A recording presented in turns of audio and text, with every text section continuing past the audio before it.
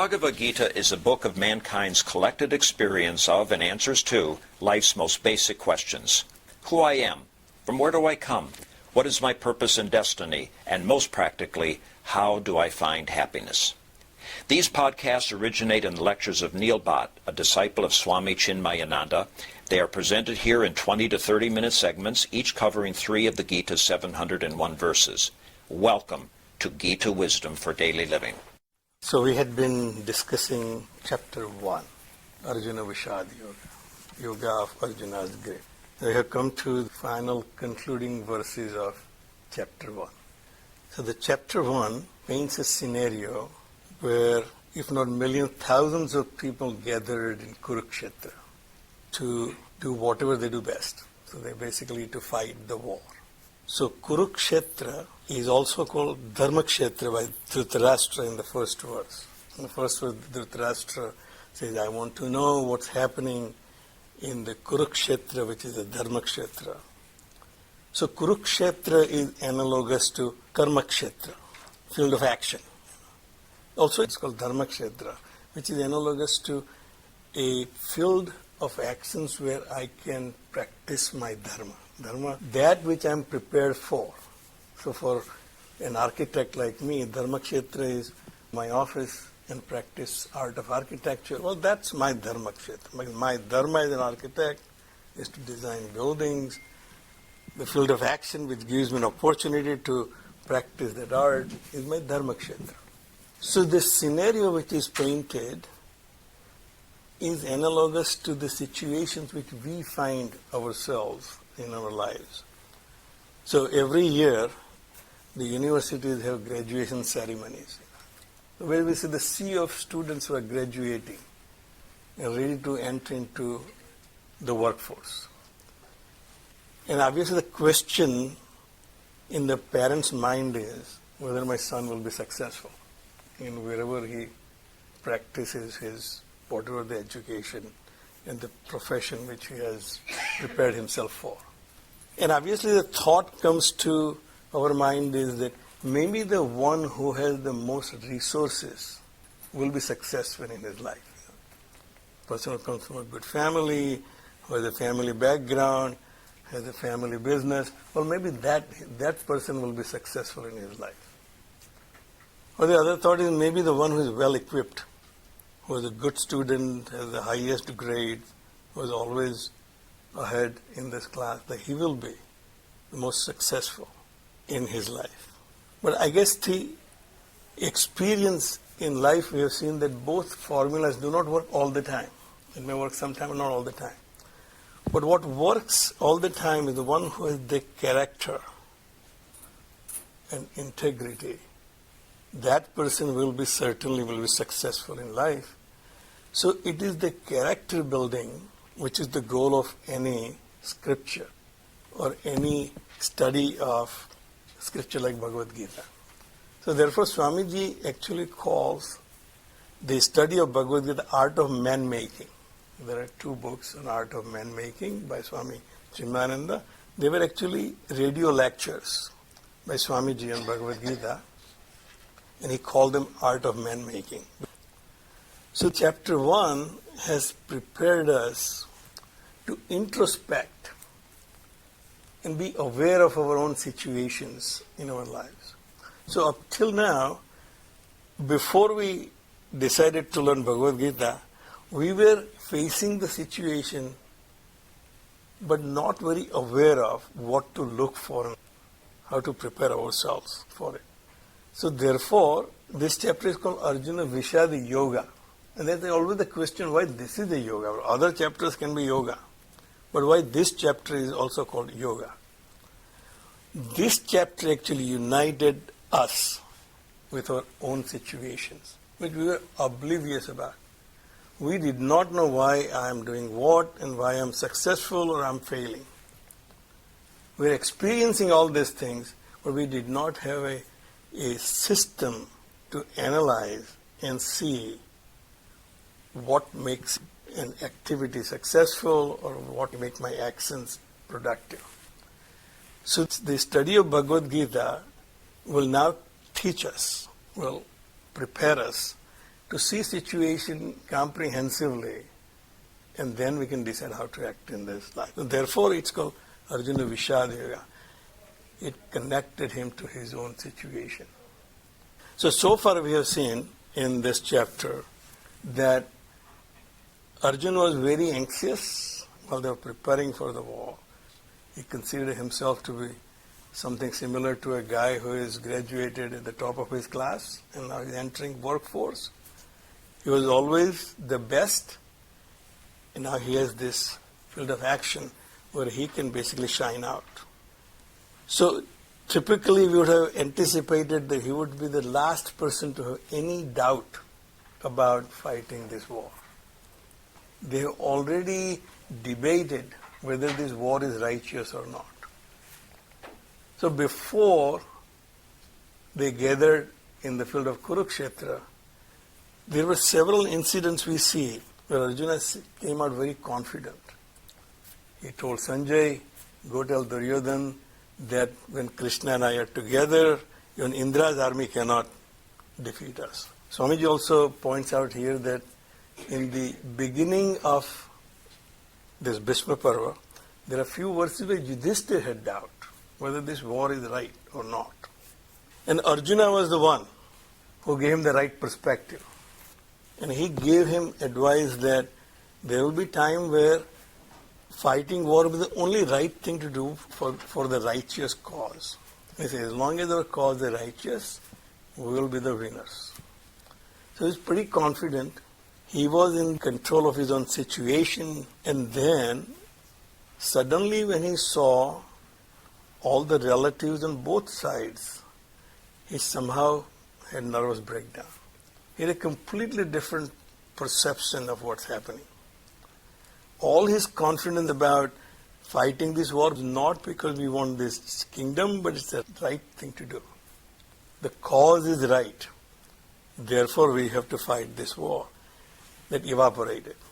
The only thing he saw at that point, I have to kill my own cousins and my own teacher and my own grandfather. So he was more overwhelmed by the attachment than the principle. So then we have seen that he had a nervous breakdown, he has anxiety, and then he basically has delusion.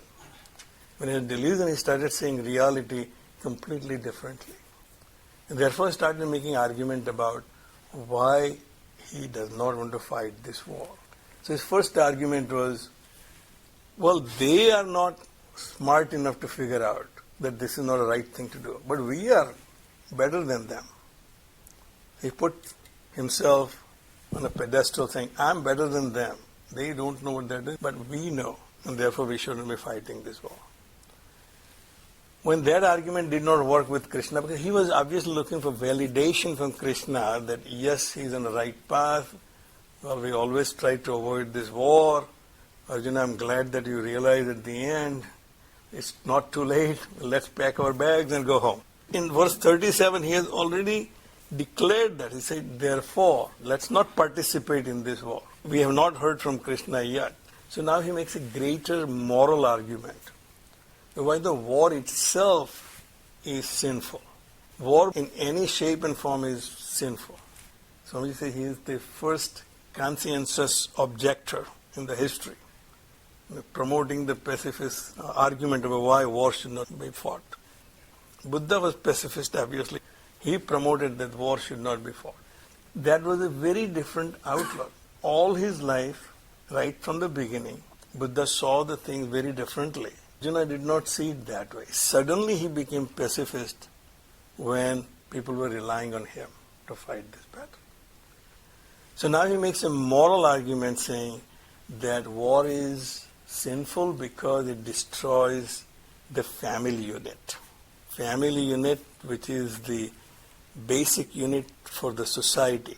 As we discussed last time, that at that time, and even till today, family is the unit which makes any society. When the families are educated, the society will be educated. So whatever is happening in the microcosm in a family will be happening in the macrocosm in the society. So therefore, protecting families is very important. Very valid argument he makes. And then we have seen that as we progressed in the modern time, the family unit became a couple and the couple became an individual. So now we have individual right is what we are trying to protect. So he makes argument to Krishna that by fighting this war, we'll be destroying families. And therefore, we will be the sinners. Because we will be the cause for destroying this family unit, which will ultimately destroy the entire culture and the society. In a family, the man has the duty to protect and provide for the family. So there is a division of labor. Man is providing and protecting the family, and woman is nurturing the family. And in that situation, if you take the protector and provider away, the nurturer has no resources to nurture the family, and therefore the nurturer will become corrupt. Corrupt in the sense, she has to do something which is not appropriate for her to get out of a role of nurturer into a provider. And that will eventually make the nurturing part of the family suffer. The family is not nurtured, the next generation, the society will suffer. We hear in our society that the children who grow up without any family support, they obviously will not have the right values, they do not know what is the right of their life. We have Hindi movies where this hero becomes a gangster because he grew up on the streets and he did not have any support, any guidance from the family. So it's a valid argument he makes that we cannot disrupt this family unit, and therefore he said that we will be the sinner. And the one who destroys the family unit, that person will go to hell forever. In other words, we will be the cause for creating hell in this society. So it continues the argument and says, Dosehe aitehe kulagnanam varna sankara karakaihi utsadyante jati dharmaha kula dharmaha cha sasvataha. He makes a moral argument about our responsibility to preserve our culture and social structure. Once we destroy the family, we have destroyed that order, and therefore those men who participate in that, they will go to hell forever. Utsan kula dharmanam manushyanam janardana narake niyatam vasaha bhavati anusushrama. Those men, as you say, will go to hell forever. Traditionally, if you just believe in that, after your death, you will be either go to Swarga or Narak, then in this case, you're definitely going to Narak. You're going to hell. But the Swamiji points out that the broader view of that is that the society will live in hell and you will be part of it, you will be living in hell. If the law and order in this society is destroyed by whatever is happening, because of the corruption, people start behaving as if they have all the rights, then the overall atmosphere in the society will become not livable. It will be more hellish living. Ahobat mahat papam kartum vyavasita vayam yad rajya sukha lobena hantum swajanam udyataha. So now basically he has concluded his argument and said, Ahobat, alas, mahat papam kartum vyavasita vayam. He actually tells conclusively to Krishna, we engage in this great sin by fighting this war, destroying this family and culture and society. We are sending everyone to hell. We hellish living for everyone. And that is only for yad rajya sukhalovena. We are only doing it because we want this kingdom. Our greed to have this kingdom is motivating us to engage in this act, which is sinful. Yadi mam pratikaram asastram sastra panayah dhartarashtra rane hanyuhu tanme kshemataram bhavet. Therefore, here is my final decision, that even the Dhritarashtra's sons kill me with their weapons, and me having no weapons in my hand, that will be better for me than killing my own kith and kin. He came to the conclusion that in this life, if I can think of what will give me the liberation from my situation, that is a better liberation than me fighting the war and winning what is rightfully mine. So he makes a much greater argument to preserve what rightfully theirs with the kshema. Yoga is something we are trying to achieve which we don't have. Kshema is something we have and we are trying to protect it, the kshema. So he said the first argument for fighting this war is for the kshema, the kingdom which we have created, we have earned with our own efforts. Because in the process of which they had to give up, they developed themselves to a point where they did a Rajya Yagna. And then they lost it in the gambling. Now they want to get it back. So that effort in preserving what you have. But now my argument is not I want to preserve what I have. I want to get the final state of moksha. And therefore, if they kill me, then I will get my liberation, which is more than what I'll get by fighting this war. And therefore, I do not want to fight this war. So that's his conclusion. He told Krishna, he made all the arguments, hoping that Krishna will agree with this larger argument of preserving the culture and the society. And the chapter ends with Sanjaya's final comments. Sanjaya Uvacha, Eva Muktva Arjuna, Sankhe Rata Upastha Upavishat, Visrujya Sasaram Chapam Shoka Samvigna Manasaha. Basically, he's just reporting what's happening there. After making this argument, Arjuna sat down on the seat of the chariot, dropping the great Gandiv along with the arrow, overwhelmed by sorrow. Sorrowfully, he just sat down. And that's where chapter 1 ends. Om Sarve Bhavantu Sukhina Sarve Santu Niramayaha Sarve Bhadrani Pashyantu Ma Kaschid Dukkha Bhag Bhave. Om Shanti Shanti Shanti. Harihi Om. Shri Gurubhyo Namaha.